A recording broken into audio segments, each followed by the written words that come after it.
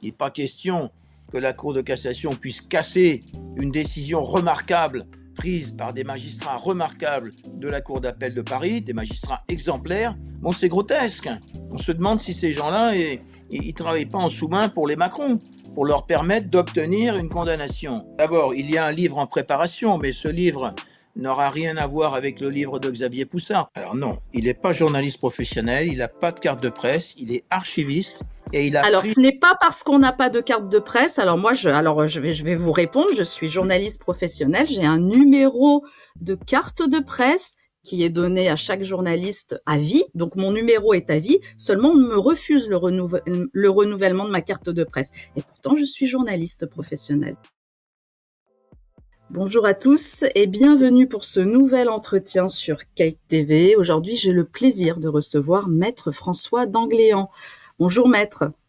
Bonjour madame et bonjour à tous nos amis qui vont regarder cette communication audiovisuelle.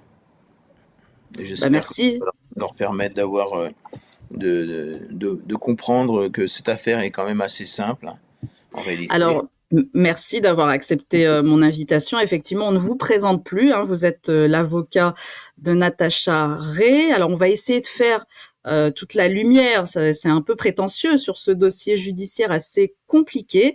Mais juste avant de commencer, je voudrais rappeler à nos spectateurs de ne pas oublier de s'abonner à la chaîne si ce n'est pas déjà fait, de mettre des pouces, d'activer la petite cloche et de commenter. C'est ce qui va permettre de booster cette vidéo.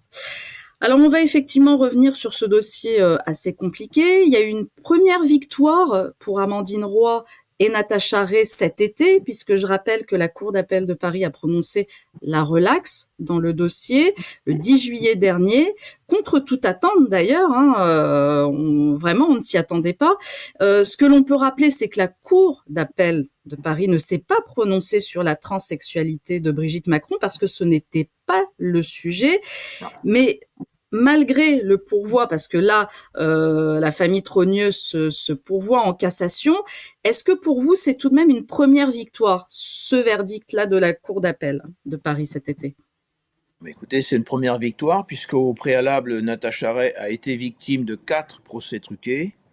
Elle a été déclarée frauduleusement coupable de diffamation dans une autre procédure qui a été engagée dans le ressort de la Cour d'appel de Caen. C'est une procédure qui a été engagée par les époux Ozière, qui sont d'anciens membres de la famille de Madame Brigitte Trogneux, épouse Macron. Donc Natacha Ray a été déclarée coupable par le tribunal correctionnel de Lisieux, par la Cour d'appel de Caen. Ce sont des décisions frauduleuses puisqu'elle est déclarée coupable de diffamation sur des propos qu'elle n'a jamais rendus publics. Et on le prouve, puisque ce sont des propos qui ont été fabriqués par le rédacteur de l'acte d'accusation. Et nous avons le constat d'huissier qui a été dressé par Madame Brigitte Trogneux, épouse Macron. C'est un constat d'huissier qui transcrit mot à mot tout ce qui a été dit par la vidéo du 10 décembre 2021. Et les 7 passages objets de la poursuite ne se retrouvent pas. Donc, elle a été déclarée coupable frauduleusement. Nous formons un pourvoi en cassation qui est rejeté le 21 janvier 2025. Excusez-moi, Maître, excusez-moi. On va essayer d'y aller progressivement parce que là, c'est une autre affaire et sur cette autre affaire d'ailleurs, vous avez demandé, Natacha Ray a demandé une grâce présidentielle. On va y revenir. Mais là, sur déjà cette première victoire, cette cour d'appel donc qui prononce cette relaxe dès cet été 2025, pour vous, est-ce que c'est un premier pas quand même vers on va dire, une vraie justice, puisque là, la Cour d'appel a prononcé une excuse de bonne foi, en fait. Elle a rappelé que Amandine Roy et Natacha Ray, c'était, voilà, il y a une excuse de bonne foi. C'est surtout ça qui sur cette vidéo, d'ailleurs, du 10 décembre 2021, je pense. Voilà, c'est la fameuse vidéo du 10 décembre 2021. Natacha Ray est poursuivie pour 18 passages, Amandine Roy pour 12 passages. Et comme il y a deux personnes qui portent des accusations, Natacha Ray est mise en accusation sur 36 passages, en vrai. Madame et monsieur, le frère et la sœur. Elle est relaxée, elle n'est pas simplement relaxée, elle est relaxée sur 36 fausses accusations de diffamation. Alors la Cour d'appel a fait un tri dans les 18 passages. La Cour d'appel a estimé qu'environ 15 passages n'entrent pas dans le champ d'application de l'infraction de diffamation parce que la diffamation est définie par des critères très précis. La diffamation, c'est accuser une personne d'avoir commis un fait précis qui porte atteinte à l'honneur et à la considération, et un fait qui est susceptible d'une offre de preuve. Devant la juridiction, il faut pouvoir rapporter la preuve que l'accusation qui a été portée est véridique. Donc la Cour d'appel estime que 15 passages n'entrent pas dans le champ de l'application de l'infraction de diffamation parce que aucun de ces 15 passages n'impute un fait précis à une personne précise. 3 autres passages ont été jugés pouvoir entrer dans le champ d'application de l'infraction de diffamation. Ce sont les passages qui font état, qui estiment qu'il y aurait eu un détournement de mineurs. Et sur ces 3 passages, Natacha Ray est relaxée au visa de l'excuse de bonne foi, parce qu'en fait, elle n'a pas révélé un fait au public. Ce fait, c'est la fameuse romance d'amour entre un élève mineur et son professeur, qui était connue, qui était dans la notoriété publique et qui a été même, utilisé comme argument publicitaire pour gagner une élection. Regardez, nous, on transgresse la loi. Hein, on s'est rencontrés dans le cadre d'une romance d'amour. Ce fait est parfaitement connu, c'est pas une nouveauté. Et surtout, Natacha Ray, que fait Natacha Ray? Elle se contente d'apposer en quelque sorte une qualification juridique, détournement de mineurs, sur un fait qui était déjà connu du public. Donc elle est relaxée au visage de l'excuse de bonne foi. La décision est remarquablement bien motivée. Les consorts trogneux ont formé un pourvoi en cassation, mais il y a aussi le procureur général de la Cour d'appel de Paris qui a formé un pourvoi en cassation. Nous avons déjà le mémoire. En gros, ce qu'il faut comprendre, c'est qu'en première instance, Natacha Ray est poursuivie sur 18 passages précis qui sont parfaitement délimités par la plainte et par l'ordonnance de renvoi devant le tribunal correctionnel. Ce sont des passages qui font entre 1 ligne et 25 lignes. Or, le tribunal correctionnel ne l'a pas déclaré coupable, n'a pas analysé un à un ces passages, ne l'a pas déclaré coupable sur ces passages. Le tribunal correctionnel s'est permis de la déclarer coupable sur la totalité des propos qu'elle a tenus dans sa vidéo du 10 décembre 2021, c'est-à-dire sur des propos qui n'étaient pas dans la prévention. C'est un véritable scandale. Et aujourd'hui, voilà, la Cour d'appel a jugé proprement, a analysé chacun des 18 passages pour juger qui c'est diffamatoire, c'est pas diffamatoire, etc. Et le procureur général de la Cour d'appel de Paris bien, estime que non, il faut annuler la décision, faire casser la décision remarquable de la Cour d'appel de Paris pour faire revivre sur le plan juridique la décision calamiteuse du tribunal correctionnel. En gros, ce sont des gens qui cherchent, c'est la démarche du procureur général de la Cour d'appel de Paris qui s'appelle Suzanne Marie Lequéot, et cette personne souhaite pouvoir, en quelque sorte, au travers d'une décision de la Cour de cassation, modifier le régime juridique de l'infraction de diffamation. On pourrait désormais passer par perte et profit le délai de prescription de 3 mois, et on pourrait déclarer des gens coupables sur des propos pour lesquels ils n'ont pas été poursuivis. Hein. Si la Cour de cassation fait droit à ce mémoire, à cette argumentation, en gros, quand une personne publie un livre de 300 pages, on pourrait la poursuivre sur un passage de 4 lignes qui se trouve page 50, et finalement, quand la personne reçoit la décision, elle s'aperçoit qu'elle est déclarée coupable sur la totalité des 300 pages. Bon, ça s'appelle rétablir les sections spéciales qui avaient été mises en place par le régime de Vichy. Donc la bande à Macron, aujourd'hui, tente, de façon désespérée, ça ne marchera pas, hein, de rendre possible, de faire en sorte de vider de sens la loi sur la presse. Hein. Et puis demain, on sera accusé d'avoir volé une Mais voiture. vous justement, vous êtes optimiste pour la suite, pour ce pourvoi en cassation, parce que ce qu'il faut rappeler, c'est quand même que la Cour d'appel, dans son jugement, a rappelé que Amandine, pardon, Roy et Natacha Ray ne sont pas des journalistes professionnels et donc, par ce fait, elles bénéficient d'une plus grande liberté d'expression. C'est là où le procès en diffamation n'a pas pu servir en fait. Exactement. Ça, c'est une des circonstances. Les juridictions doivent faire une distinction entre un journaliste professionnel qui doit être beaucoup plus rigoureux dans son expression et des personnes qui ne sont pas des journalistes professionnels. Et au niveau du pourvoi en cassation, un avocat à la Cour de cassation va prendre en charge ce dossier, Mmh. mais je vais de mon côté faire des actions pour faire en sorte que cette procédure se termine par une bérésina.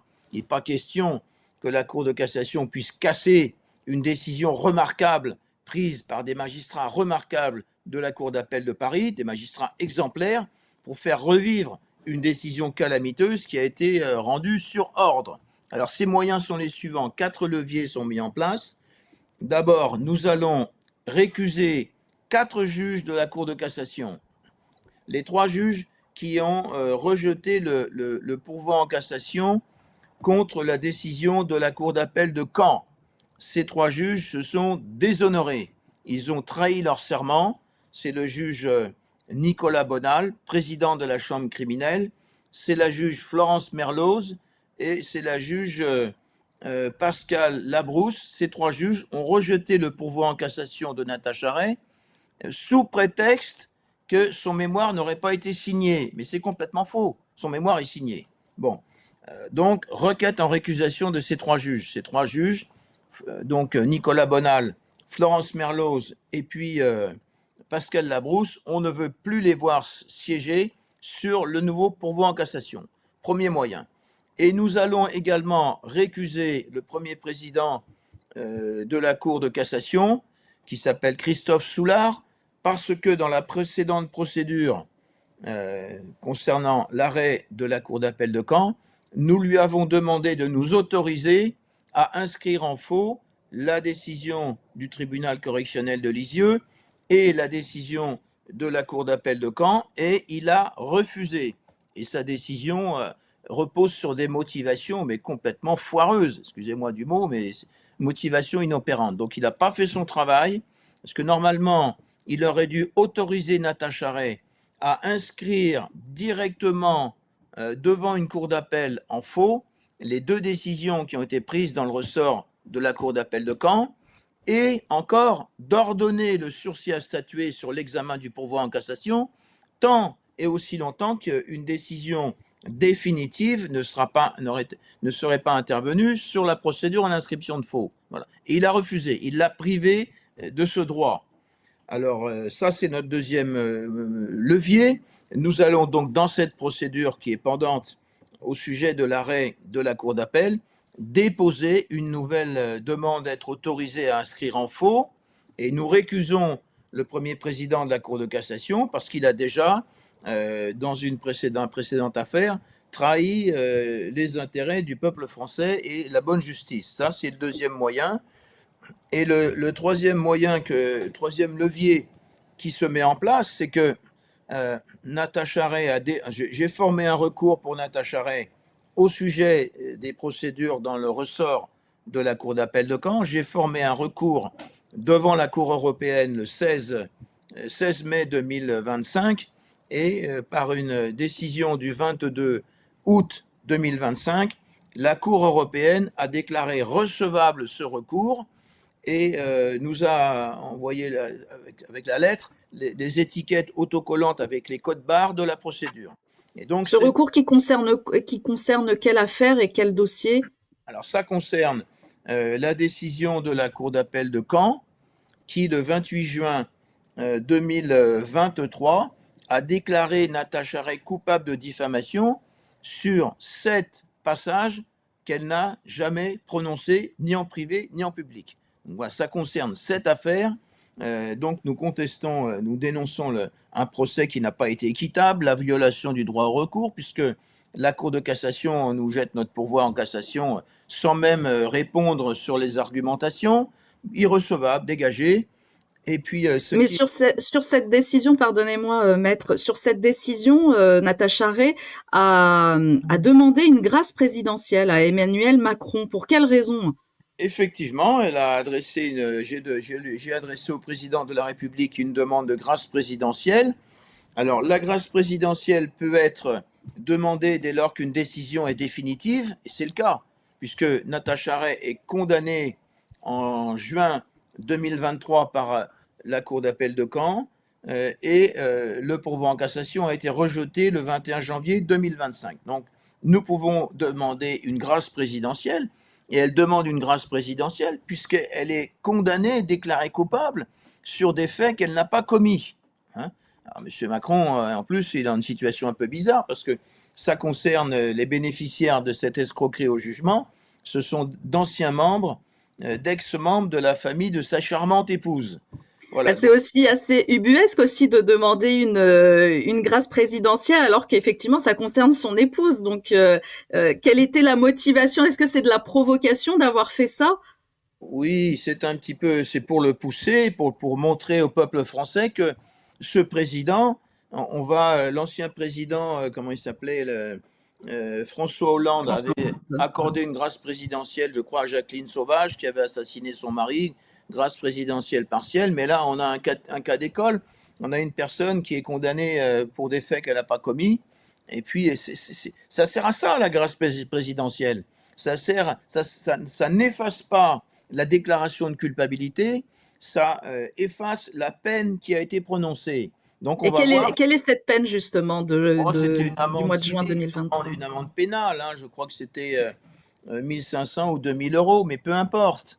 On va voir si ce président de la République est correct. Normalement, sur une demande de grâce présidentielle, il a le devoir de recevoir l'avocat qui a formulé la demande. Alors pour l'instant, je n'ai pas reçu de réponse. Donc je vais écrire au ministre de la Quand l'avez-vous formulé? Quand je l'avez-vous crois que envoyé cette lettre? il me semble que c'était en juillet, hein. Juin ou juillet, dans ces eaux-là. Et donc, on va voir s'il nous répond. En principe, ils transmettent la demande au ministre de la Justice qui donne un avis. Le directeur des grâces donne un avis. Et on verra bien si ces gens-là donnent une grâce présidentielle ou pas.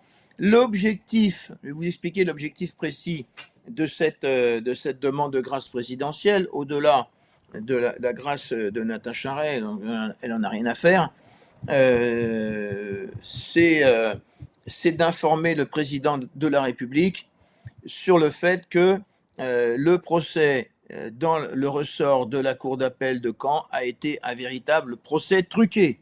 Et idem à la Cour de cassation. Il est parfaitement au courant, dans le détail, il a tous les éléments, puisque vous avez bien compris, l'acte d'accusation est dressé à partir d'un constat d'huissier qui a été formalisé sur la demande de sa charmante épouse. 91 pages. Et dans ces 91 pages, on ne trouve pas les 7 passages qui constituent l'accusation. Donc, il est au courant, il est informé, et le cas échéant, cette argumentation, cet élément pourra être utilisé dans le procès aux États-Unis par Candace Owens, puisque dans la plainte, ils visent et ils expliquent que Natacha Ray a été déclarée coupable par la Cour d'appel de Caen. Donc, s'il ne donne pas de grâce présidentielle, il s'enfonce lui-même. Hein, et On va y revenir on va y revenir après sur ce procès, s'il a lieu hein, aux États-Unis. Autre élément, c'est que Natacha Ray vient de porter plainte aussi contre la famille Trogneux pour escroquerie au jugement en bande organisée. Effectivement, en relation avec cette décision calamiteuse de la Cour d'appel de Caen, en gros, c'est comme si on l'avait accusé d'avoir volé 7 voitures, et puis on lui dit, ben, vous êtes déclaré coupable alors qu'elle a volé aucune voiture, ou alors à la limite, les voitures, elle en serait propriétaire. Mais ils sont capables de faire ça. Hein.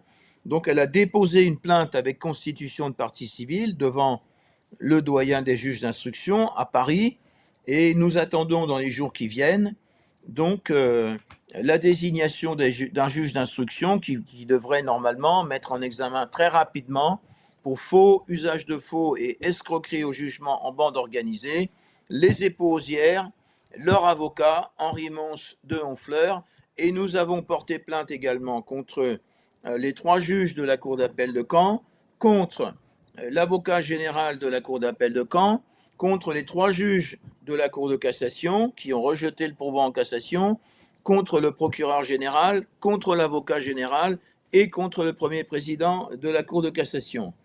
Alors, le juge d'instruction sera désigné prochainement et dans un premier temps, à tout le moins, il devra automatiquement poser la question aux uns et aux autres, époosières et à leurs avocats, pour leur demander mais qui a rédigé la citation?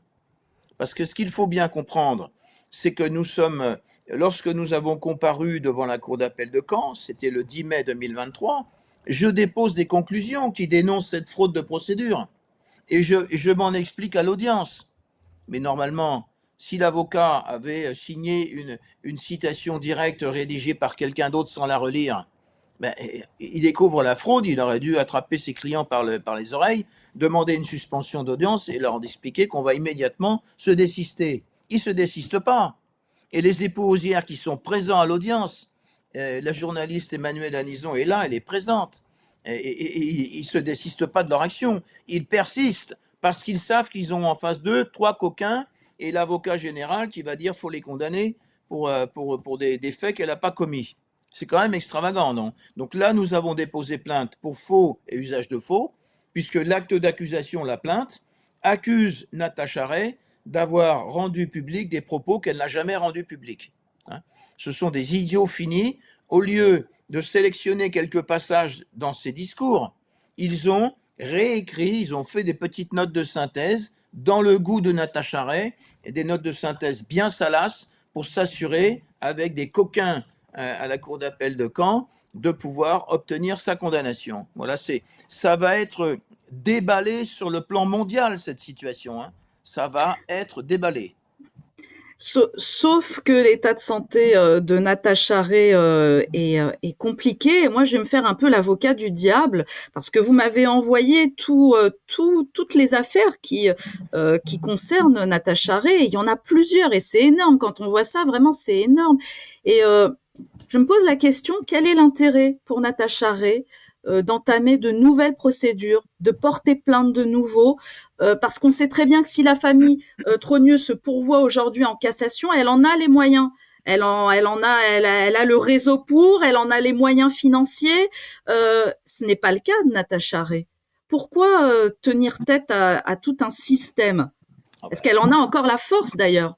Est-ce qu'elle en a les moyens financiers? Bon, c'est clair que le problème, on peut penser que cette maladie a été déclenchée par un choc émotionnel et psychologique, puisqu'elle a été arrêtée chez elle par des gendarmes qui l'ont maltraitée, qui lui ont volé son téléphone portable, etc. Cette maladie est déclenchée par cette affaire de procédure. Et puis à chaque fois, 1 fois, 2 fois, 3 fois, 4 fois, elle reprend des coups dans la figure lorsqu'elle voit qu'elle est condamnée frauduleusement. Parce que d'elle-même, elle a fait la vérification. Elle dit, mais je n'ai pas prononcé ces discours. Pourquoi je suis condamné? Donc, ce qu'il faut comprendre, c'est que dans un premier temps, à chaque fois, ça a aggravé sa situation, mais elle a rencontré des nouveaux médecins qui lui ont prescrit un nouveau traitement, et on peut penser que si ce traitement est efficace, et puis surtout le fait que la justice lui ait rendu son honneur et ses droits, eh bien, c'est quelque chose sur le plan psychologique qui va l'aider à surmonter cette maladie. Donc on peut penser qu'elle va pouvoir surmonter cette maladie avec les nouveaux traitements et le fait qu'elle voit qu'aujourd'hui, la justice française l'a rétablie dans ses droits.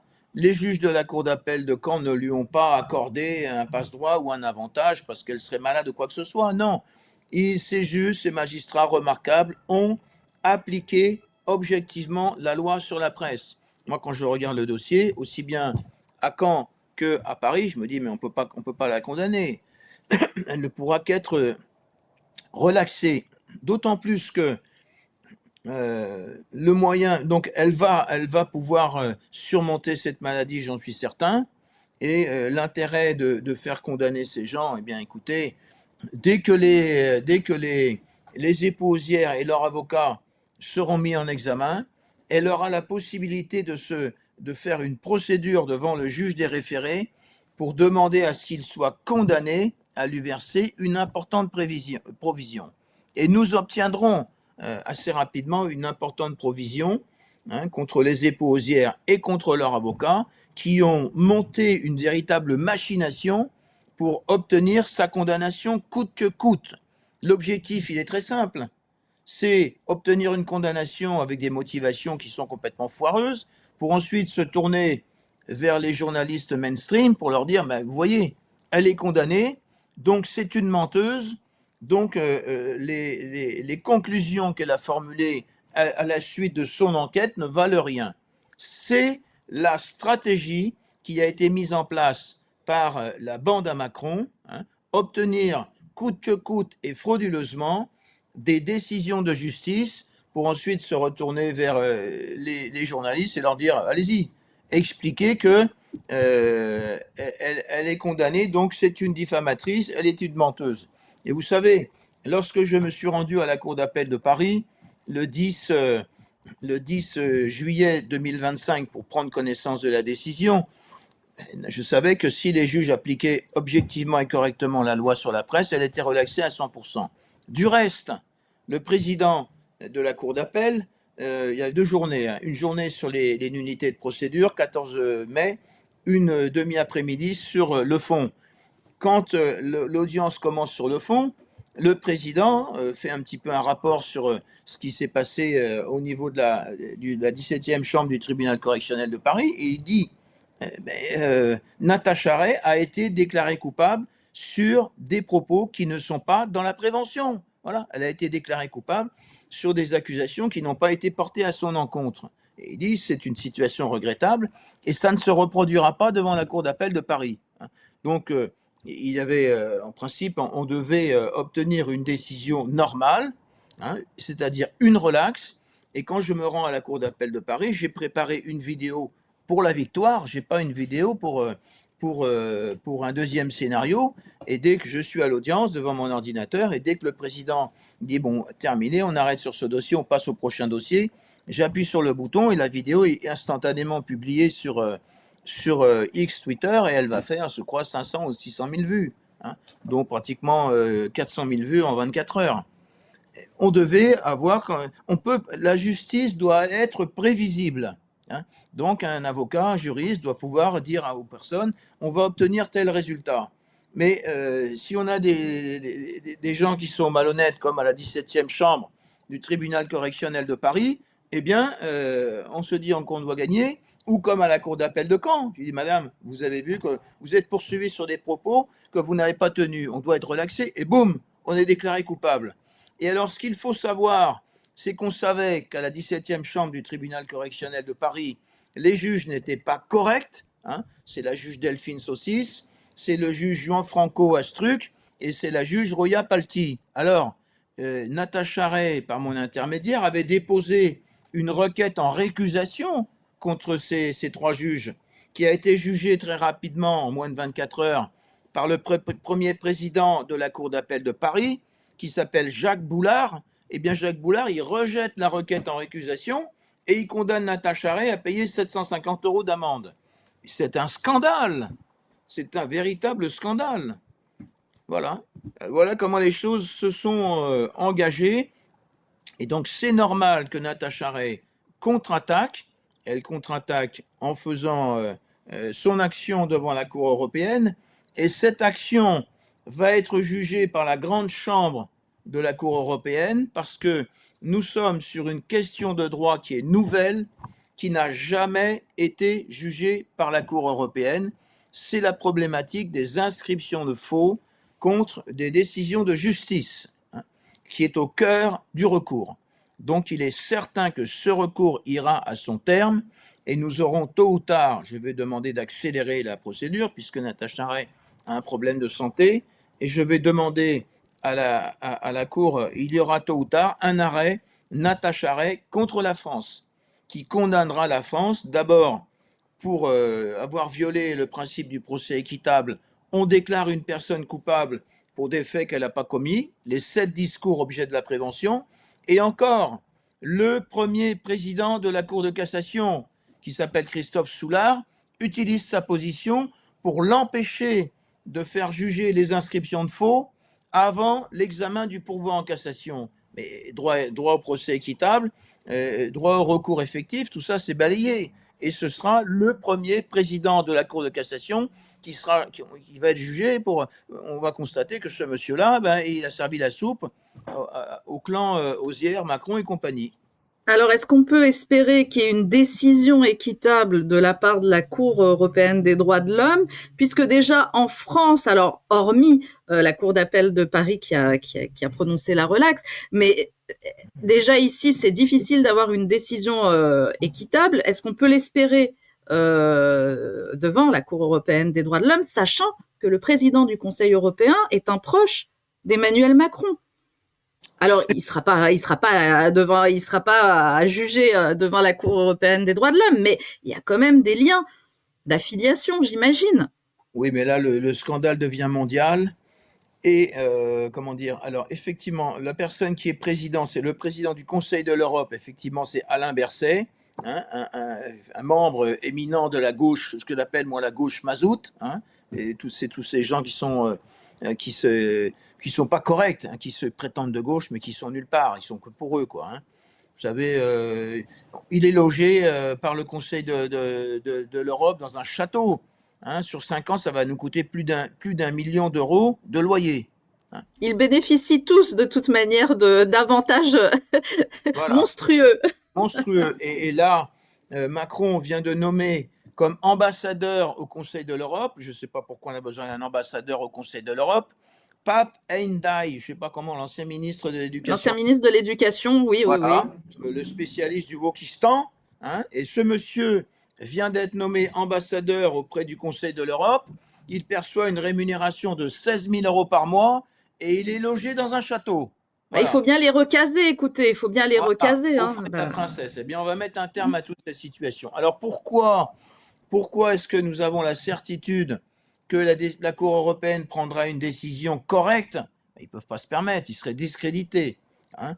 Et d'autant plus que à la Cour européenne, si on est jugé par la Grande Chambre, je ne sais pas si on ne va pas avoir 24 juges ou quelque chose comme ça, hein, qui vont des juges de tous les pays, plus ou moins tous les pays d'Europe.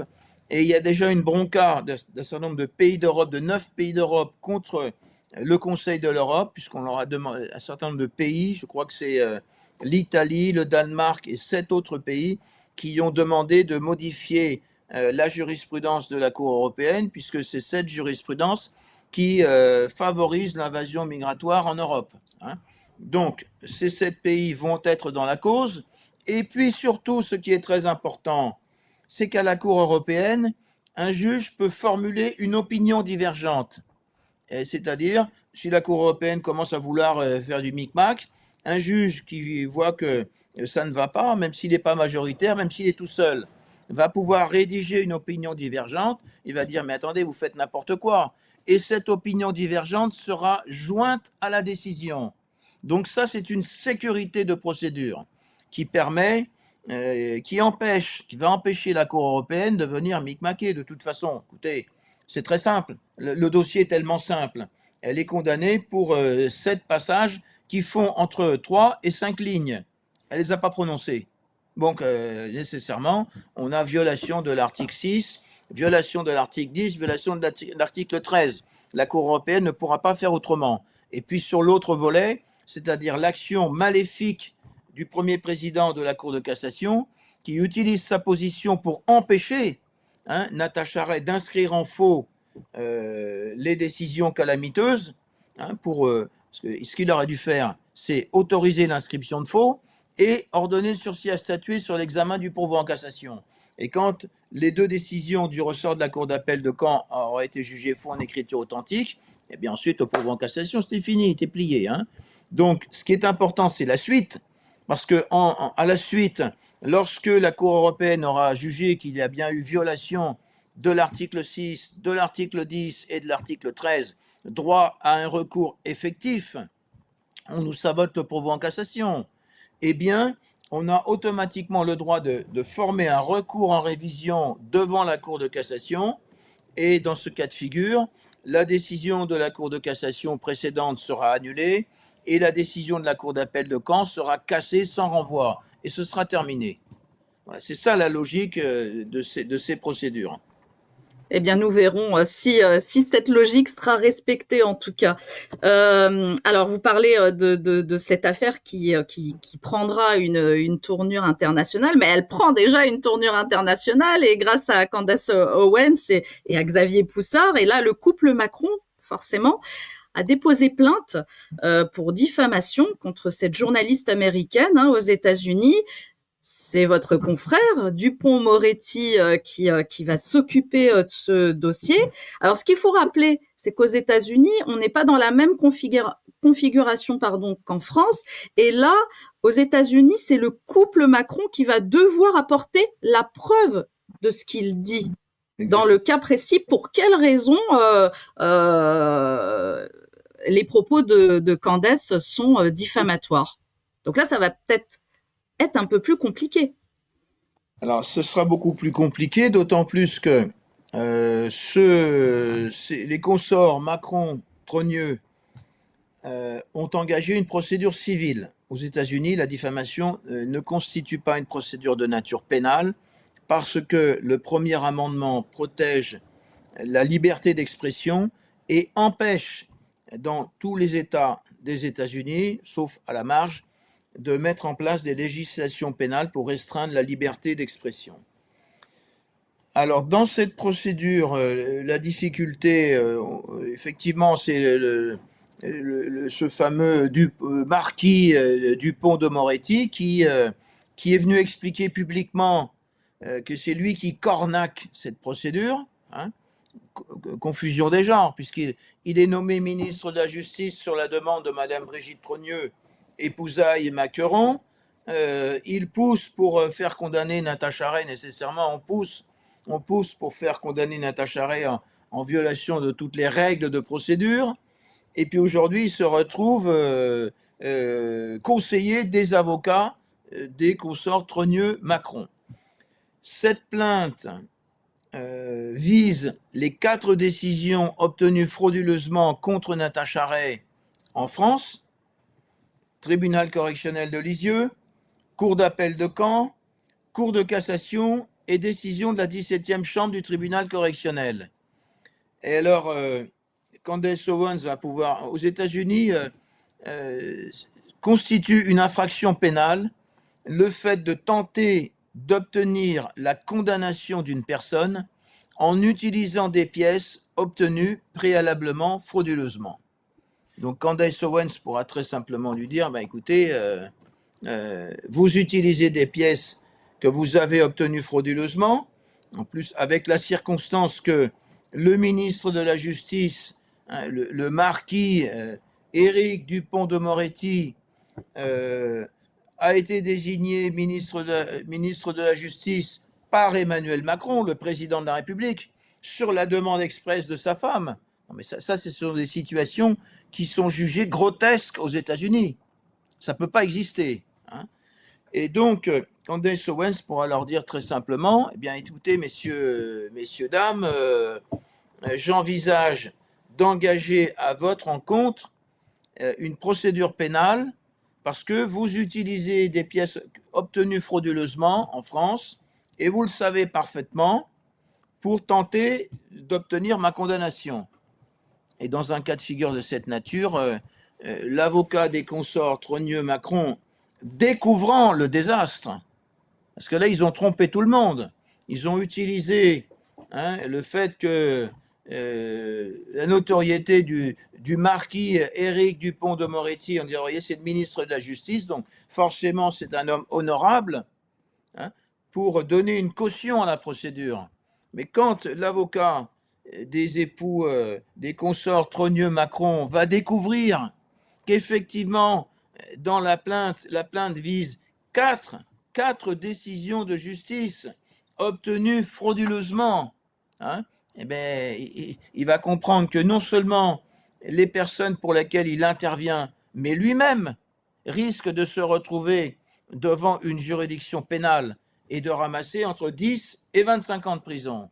Et dans ce cas-là, cet avocat va se retourner vers les consorts Macron-Trogneux pour leur dire, écoutez, il faut retirer la plainte civile et il va falloir verser une indemnité à Candace Owens. Et ce qu'on attend aussi, je pense que ce qu'on attend et ce que va attendre surtout la justice américaine, sans doute, c'est que le couple Macron, et en l'occurrence Brigitte Macron, prouve son identité, certainement. C'est ce qui va être certainement demandé. Puisque c'est ce qu'on reproche à Candace Owens, parce qu'elle est allée très loin dans ses propos. Donc, alors, effectivement, je crois qu'ils vont certainement lui demander au minimum une analyse de sang pour voir si c'est voilà, un homme ou une femme, hein, c'est tout. Hein.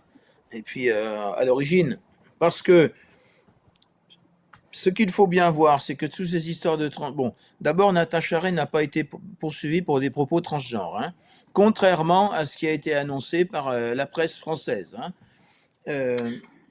Eh ben moi j'ai vu justement une vidéo d'un de vos confrères qui s'appelle le Maître Dimeglio qui disait justement dans cette vidéo, il a fait quelques petites vidéos sur cette affaire et il explique que si la famille Trogneux n'a pas attaqué sur la question de la transsexualité, c'est non pas parce qu'ils reconnaissent ce fait, je le cite, c'est parce que cela n'est pas en soi diffamatoire.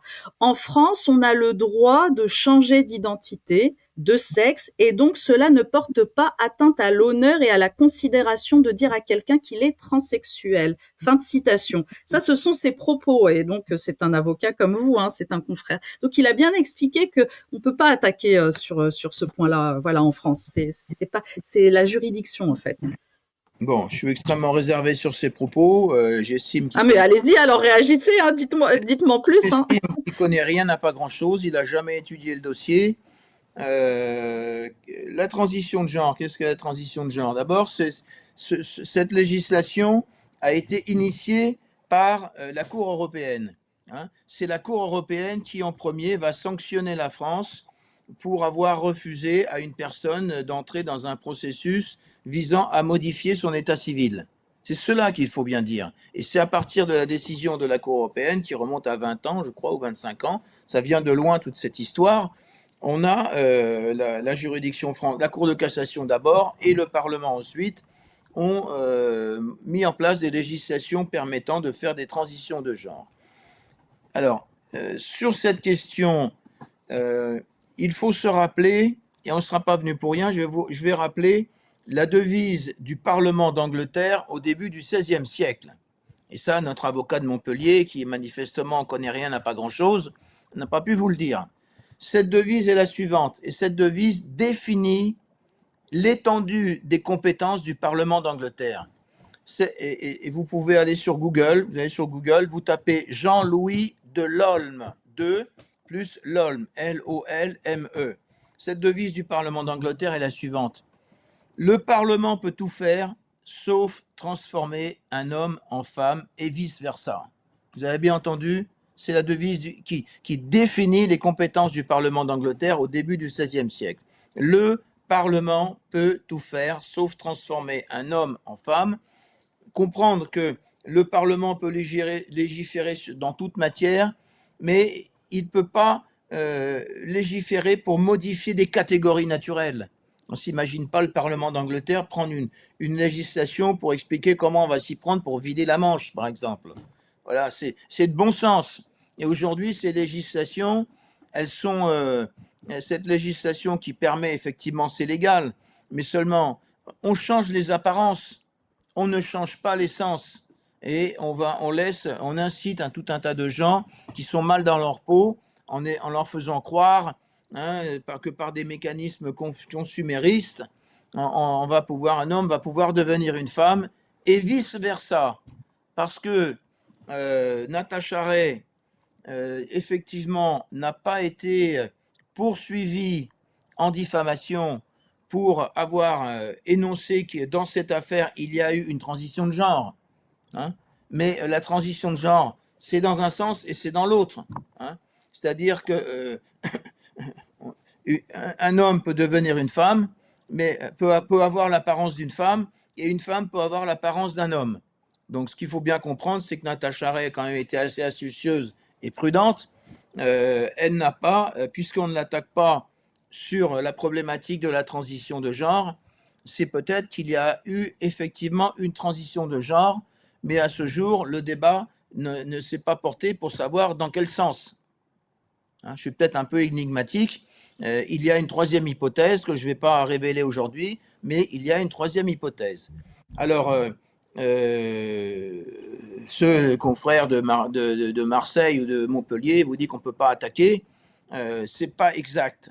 Parce que justement, je crois que c'est à la fin du mandat de François Hollande, a été rajouté dans la loi sur la presse un alinéa 3, je crois que c'est l'article 32 alinéa 3, qui permet de poursuivre les gens pour avoir s'être rendu coupable de diffamation à raison du genre ou de l'orientation sexuelle. Voilà. Donc ce que nous explique ce pauvre confrère de Montpellier, c'est du grand n'importe quoi. On peut poursuivre une personne pour avoir tenu des propos diffamatoires à raison du genre ou de l'orientation sexuelle. Et là, sur une diffamation classique, la peine maximum, c'est 12 000 euros d'amende. Hein, et je vous rappelle que Natacha Ray à Paris avait eu que 500 euros d'amende avec sursis parce que les juges savaient très bien que leur décision était complètement foireuse. Hein, alors que pour la diffamation, une diffamation à raison de l'état de genre ou de l'orientation sexuelle peut être réprimée par 1 an de prison et 45 000 euros d'amende. C'est pas la même chose.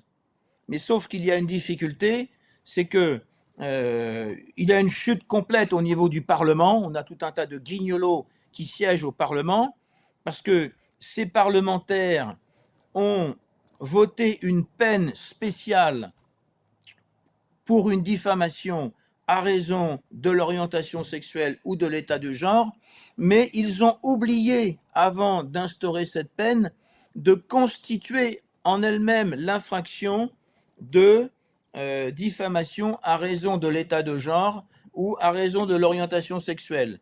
Cette peine, cette infraction, les critères de cette infraction n'a jamais été définis. Vous comprenez ?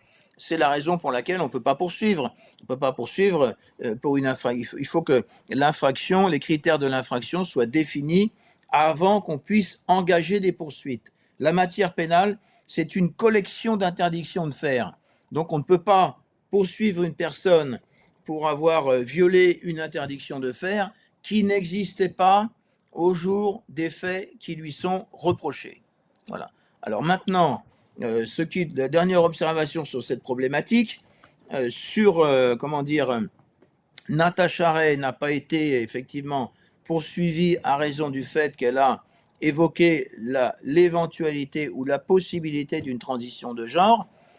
Je ne sais pas répondre à la question de savoir si, si les consorts Trogneux-Macron acceptent que l'on vienne dire qu'il y a une transition de genre. Maintenant, on ne sait pas, cette transition de genre, elle peut avoir lieu dans un sens ou dans l'autre. Hein, vous comprenez ce que je veux dire?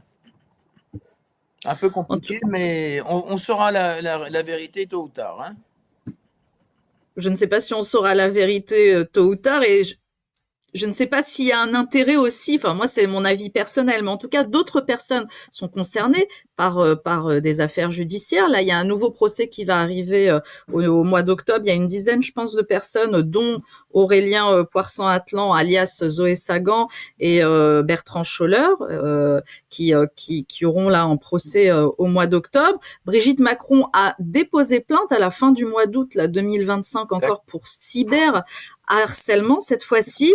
Et selon le parquet, je cite, de nombreux propos malveillants portant sur son genre, sa sexualité ainsi que sa différence d'âge avec Emmanuel Macron, selon un angle l'assimilant à la pédophilie. Voici pour quelle raison, pourquoi elle a porté plainte. Xavier Poussard devrait être auditionné normalement à Milan, certainement au courant du mois de septembre, je ne sais pas, sur commission rogatoire. Donc là, le couple, en tout cas là, Brigitte Macron, vise encore plus large. Ah, écoutez, ils avaient parfaitement compris, bon, de toute façon, ils savaient que leur procédure était fragile. Pourquoi Natacha Ray aurait dû être relaxée aussi bien dans le ressort de la Cour d'appel de Caen que dans le ressort de la Cour d'appel de Paris, parce que leur procédure, elle est foireuse, elle ne tient pas la route. Hein, ils n'ont pas poursuivi des propos qui entrent dans le champ d'application de la loi sur la presse. Alors, ils savaient que leur procédure était foireuse, qu'ils allaient gagner coûte que coûte en utilisant de moyens de pression sur les uns et les autres. Et surtout, à partir du moment où je suis rentré dans la procédure, ils ont bien compris que là, ils n'avaient plus aucune chance.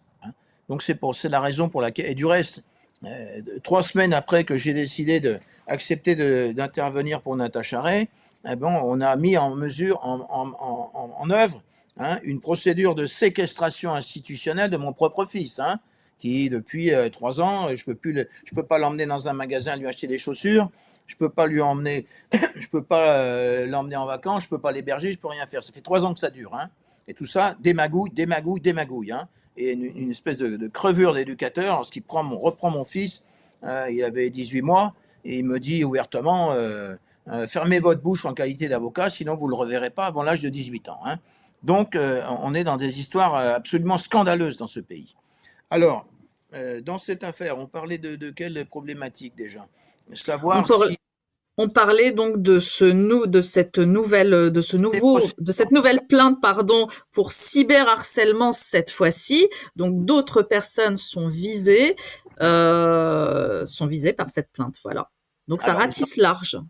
ils ont décidé d'utiliser une autre infraction qui avait été mise en place par eux-mêmes. C'est les lois Chiappa et compagnie, là, toute cette histoire des infractions qui ne tiennent pas la route. Et c'est une procédure, moi je ne suis pas dedans. Ah bah, à propos de Schiappa, à propos de Marlène Schiappa, elle a fait quand même une tombée, une annonce, c'était il y a quelques mois, où elle a annoncé en direct la mort de Jean-Michel Trogneux. Oui, elle n'a pas vraiment prononcé, elle n'a pas fait le lien entre Jean-Michel et puis un décès, mais je pense qu'elle a dû confondre avec Jean-Claude Trogneux, l'aîné de la famille, l'aîné de cette famille. Et puis du reste, vous avez remarqué que très rapidement, on lui a coupé le sifflet. La vidéo dure 12 minutes environ, et vraiment, elle fait ses allusions sur la fin, et tout de suite, ensuite, on lui coupe le sifflet. Marianne Chapa, elle ferait mieux de... Il n'y a pas eu de démenti, il n'y a pas eu d'explication. Je pense que c'était un discours foireux. Donc, dans cette affaire, ils ont choisi effectivement d'utiliser une autre infraction pour laquelle la peine est plus importante, et avec la possibilité d'essayer de rattraper Xavier Poussard qui est, paraît-il, en fuite en Italie dans son camion à pizza. En fait, en raison de cette affaire, en fait, il n'est pas du tout en fuite en Italie à raison de cette affaire, puisque quand Natacha Ray a eu contact avec lui pour la première fois, il était déjà en Italie. Il vivait en Italie, dans la région de Milan. Et puis, et du reste, il nous explique qu'il est en fuite, qu'il ne peut pas revenir en France, mais au mois d'août, il a passé ses vacances sur la plage au Cap Ferret. Donc, il ne faut quand même pas nous raconter des histoires. Vous avez tout un tas de gens qui se crédibilisent en expliquant qu'ils sont poursuivis, qu'on essaie de les tuer, qu'on essaie de les assassiner, qu'ils sont recherchés. Et ce sont eux qui inventent toutes ces circonstances de fait. Bon, cette infraction, s'ils sont défendus par des avocats qui font de la procédure, il faut qu'ils commencent par déposer une question prioritaire de constitutionnalité pour dénoncer le fait que cette infraction ne vaut pas un clou. Qu'est-ce que ça veut dire? C'est quoi du cyberharcèlement? Enfin, on se moque du monde. Parce que une infraction pénale, c'est une interdiction de faire, et qui ne s'adresse pas seulement aux juges. Elle s'adresse à tous les citoyens dans un pays, et y compris aux gens qui auraient des conditions intellectuelles un peu peut-être plus faibles. Et n'importe qui doit pouvoir comprendre en quoi consiste l'interdiction de faire. Qu'est-ce que c'est que cette infraction? C'est rien du tout. C'est pour pouvoir obtenir une condamnation et se retourner encore devant les journalistes qui vont venir expliquer que si, ils ont été condamnés, donc ils ont menti. Mais le problème, c'est qui a organisé cette campagne, qui a tiré les ficelles pour que tout un tas de personnes, et Poisson, Atlan et compagnie, fassent toutes ces communications sans queue ni tête sur Internet. En fait, ils ont servi sur un plateau la possibilité pour Madame Trogneux, épousaille Macron, d'obtenir une condamnation. Bon, je ne comprends pas pour moi, on a instrumentalisé en sous-main. Hein, est-ce qu'il n'y a pas un avocat qui est allé dire aux uns et aux autres, allez-y, allez-y, allez-y. Hein, mais allez-y, pourquoi faire? Pour que, alors qu'on est en train de tout gagner là, dans l'affaire Natacha Ray et Amandine Roy, on puisse revenir derrière et faire condamner une personne. Parce qu'il faut quand même savoir que dans un premier temps, ce n'est pas 2 procédures qui ont été engagées contre Amandine Roy et Natacha Ray, c'est 3 procédures. Hein. La première procédure qui a été liquidée, c'était une procédure pour atteinte à la vie privée, qui a été portée devant le tribunal judiciaire de Paris. C'est Maud Marian qui s'en est occupée et qui a obtenu la nullité de l'assignation. L'assignation a été annulée. Donc déjà 1-0 pour Natacha Ray. Ensuite, maintenant, nous avons gagné dans le ressort de la Cour d'appel de Paris 2-0. On va venir avec un 3-0 tôt ou tard dans le ressort de la Cour, pour l'affaire du ressort de la Cour d'appel de Caen. Eh bien, ils sont venus allumer un autre feu et vous avez tout un tas de gens qui sont allés sur Internet raconter n'importe quoi, hein, et véhiculer des chansons sur le style grossière et hors propos, sur le style Brigitte et des choses comme ça. Bon, c'est grotesque. On se demande si ces gens-là, ils ne travaillent pas en sous-main pour les Macron, pour leur permettre d'obtenir une condamnation. Alors, si c'est bien défendu, je suis certain que ces personnes pourront obtenir des relax généralisés. On verra ce qui va se passer. Je crois que Natacha Ray envisage dans cette procédure de se constituer partie civile. Et si c'est le cas, je pourrais intervenir, et puis déposer des questions prioritaires de constitutionnalité et faire le nécessaire pour détruire cette procédure d'opérette. Hein. Parce que je suis déjà intervenu dans des circonstances pareilles dans l'affaire Henri Guénaud. Henri Guénaud a été poursuivi pour avoir tenu des propos sur une chaîne de radio et à l'Assemblée nationale, dans les couloirs de l'Assemblée nationale. Il avait critiqué le juge Gentil qui avait mis en examen Nicolas Sarkozy. Alors le procureur de Paris, François Molins, le poursuit pour atteinte à l'honneur et à l'indépendance de la justice et pour outrage à magistrat. Et là, moi, j'ai fait une intervention volontaire pour des parties civiles intervenantes. Nos demandes ont été jugées irrecevables, mais il n'empêche que, en première instance, devant la 17e chambre du tribunal correctionnel de Paris, Henri Guénaud a été relaxé sur les 2 accusations. Son avocat, c'était le marquis Éric Dupond-de Moretti, qui, ce jour-là, ne s'est pas gêné. Il m'a injurié et insulté publiquement. Hein. Pour terminer, Maître d'Angléan, revenons sur le cas de Natacha Ray, et on va conclure. Quel est l'intérêt pour si demain la Cour européenne des droits de l'homme valide en fait une décision en faveur de Natacha Ray, qu'est-ce qu'elle pense faire par la suite? Voilà, quel sera son combat? Est-ce qu'elle pense continuer à démontrer, je ne sais pas, que Brigitte Macron, on va passer à autre chose.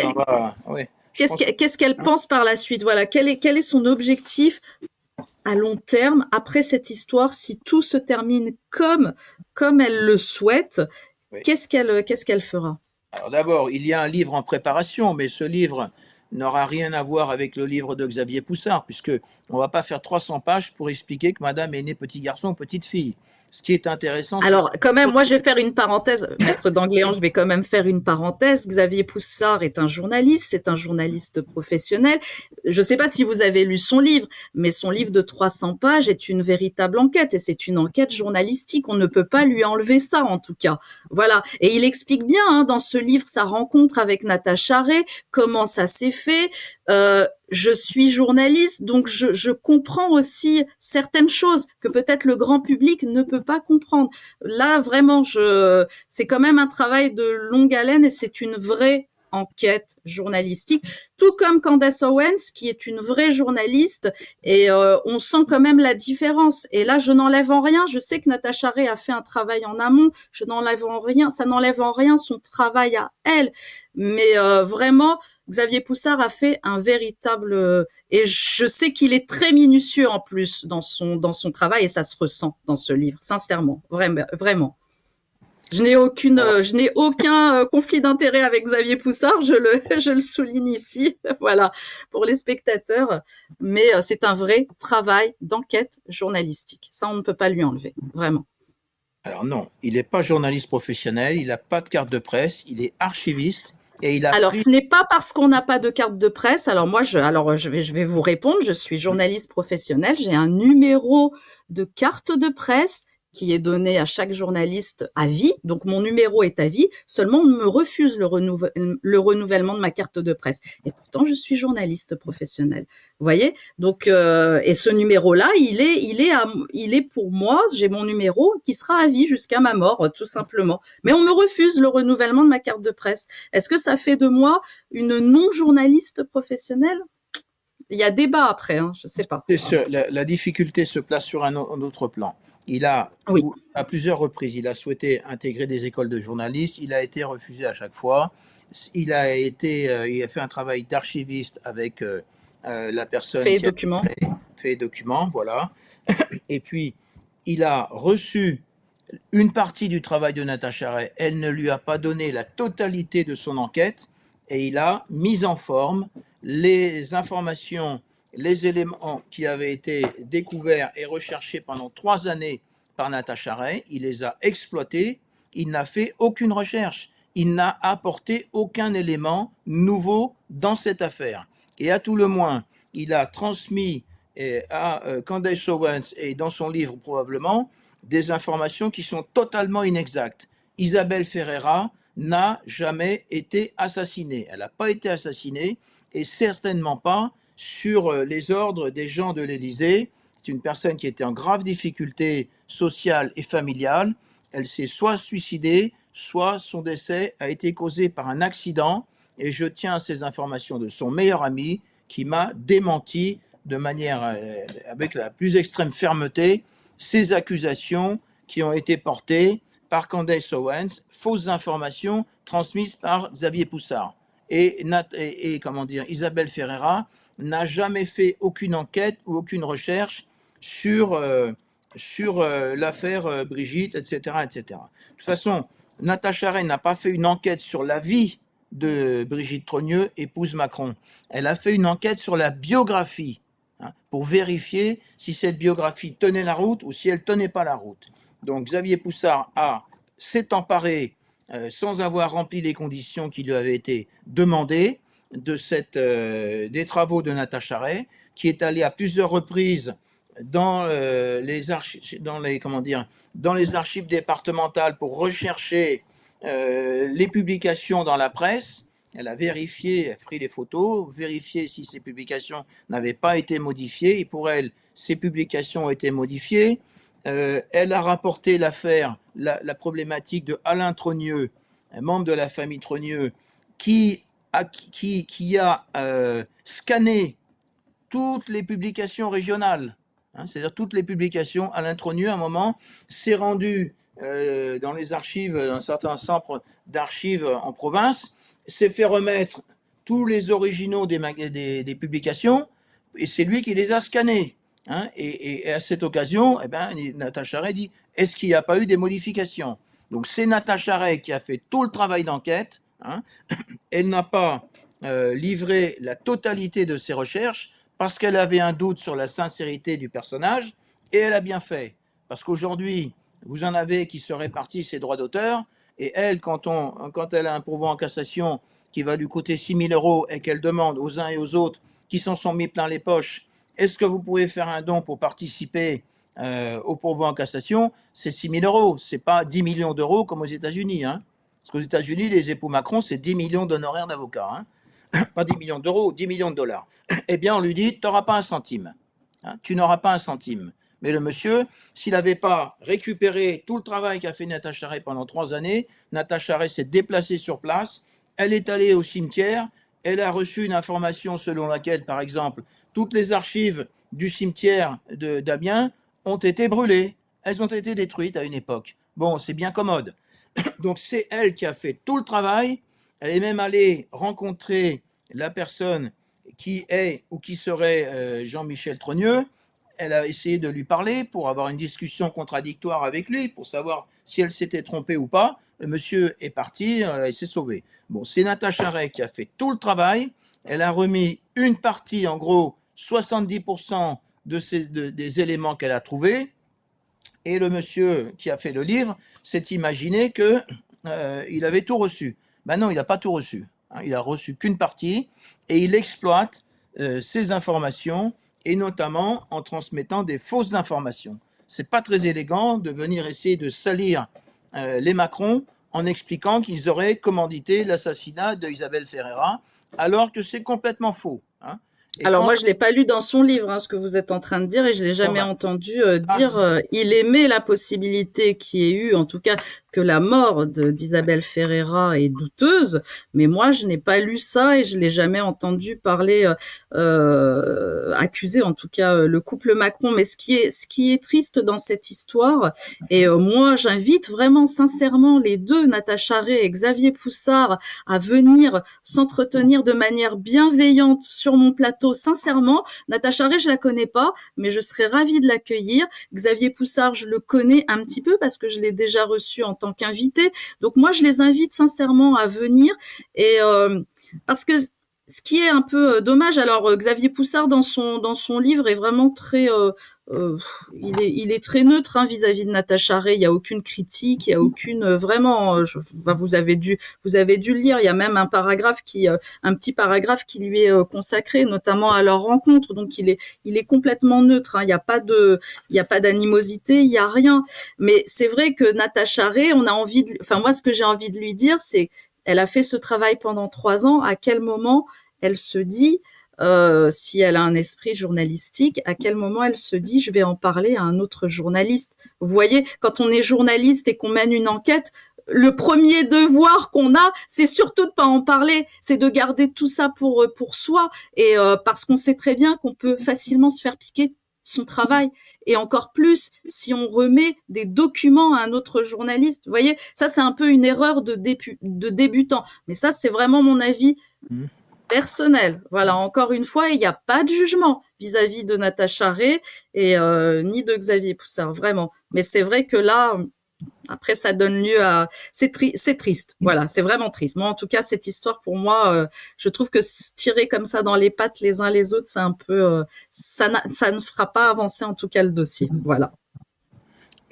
Qu'est-ce que vous pensez de quelqu'un qui fait pression sur Natacha Ray pour lui dire ne faites surtout pas de procès aux épousières qui vous ont roulé dans la farine. En gros, c'est lui dire allez payer vos dommages et intérêts et fermez-la. Vous en pensez quoi de ça? Eh ben moi, j'ai dit non, on va faire la procédure. Et puis ceux qui donnent ce genre de conseils, si au moins ils proposaient de payer les dommages et intérêts, mais même pas. Hein. C'est ce qu'on lui a dit, madame. Et puis, bien sûr, il va pas l'insulter dans son livre, mais au téléphone, elle a reçu insulte sur insulte. Hein, et vous avez des amis du monsieur qui sont allés aussi l'insulter et la débiner sur Twitter. Donc, dans ces circonstances, vous ne pouvez pas avoir une réconciliation. Bon, ce qu'ils espèrent au travers leur livre, c'est faire une œuvre audiovisuelle, mais le livre, il est totalement insuffisant pour faire une œuvre audiovisuelle. Parce qu'aujourd'hui, l'essentiel, c'est sur la procédure. C'est les procès truqués, c'est les manœuvres frauduleuses, c'est les ministres qu'on met en place pour obtenir coûte que coûte des condamnations. Un livre étant prêt, quel est le projet de Natacha Ray? Elle va publier un livre, mais elle le publiera lorsque les procédures seront suffisamment avancées et qu'elle aura la possibilité d'éclairer le public sur la réalité de cette affaire. Et la réalité de cette affaire aujourd'hui, c'est même pas de savoir s'il y a eu une transition de genre et dans un sens ou dans l'autre, c'est d'expliquer que on fait une séquestration institutionnelle sur le fils de son avocat pour lui faire fermer sa bouche. C'est qu'on monte des procès truqués, c'est 1, 2, 3, 4. Et tout ça, tôt ou tard, ça va être déballé publiquement par Candace Owens quand nous aurons pris attache avec elle, ce qui ne saurait tarder, parce que pour l'instant, vous me dites qu'il faut qu'on se réconcilie, il faut qu'on parle bien, mais qui fait barrage? Qui fait barrage? Ben, c'est Xavier Poussard. Il fait barrage. Il ne veut pas mettre, Candace Owens en relation avec Natasha Ray. Et alors que Candace Owens lance des appels publics maintenant pour avoir des nouvelles informations. Et si elle lance des appels publics, c'est qu'elle sait très bien qu'elle n'a pas suffisamment d'informations. Et du reste, elle vient de publier un petit extrait d'une petite vidéo entre, je crois, c'était Karine et une autre personne qui révèle le rôle de Alain Trogneux que Natasha Ray avait révélé à Xavier Poussard et qui lui avait dit mais ah non mais ça vaut rien, on n'en parle pas. Comment ça vaut rien? Le gars il vient dans les archives, il prend 3, 4, 5, 10 ans de publication, il les emmène chez lui, il les scanne, mais il a toute possibilité de faire tout ce qu'il veut, hein. Donc, et c'est marqué sur le site des archives que c'est Alain Trogneux à qui on a confié la mission de prendre les originaux, il les a gardés des mois et des mois, et puis de faire les scans. Bon, attendez, numériser. Bon, ben c'est bien gentil, mais bon, et donc Candace Owens a reçu incidemment cette petite extrait, elle en a parlé récemment. C'est pas Poussard qui lui a transmis, parce que pour Poussard, ça valait rien, ça valait rien, ça valait rien. Alors il faut bien voir une chose, c'est que c'est Natasha Ray qui a des procès, c'est Natasha Ray qui a son problème de santé, et puis elle voit qu'on se régale, et qu'aujourd'hui on a même, comment il s'appelle, Alain René Soral, qui publiquement vient expliquer que Fait et Documents doit avoir des droits d'auteur sur le livre et sur les publications audiovisuelles et compagnie. Mais attendez, mais ils s'imaginent pas qu'il faudrait peut-être... est-ce que ces gens-là sont pas pires qu'ils critiquent un système, mais ils sont pires que ceux du système, ou ils sont pareils, hein? On a l'impression que c'est un gros gâteau qu'il faut se le partager, là. Vraiment, ça devient très problématique, hein.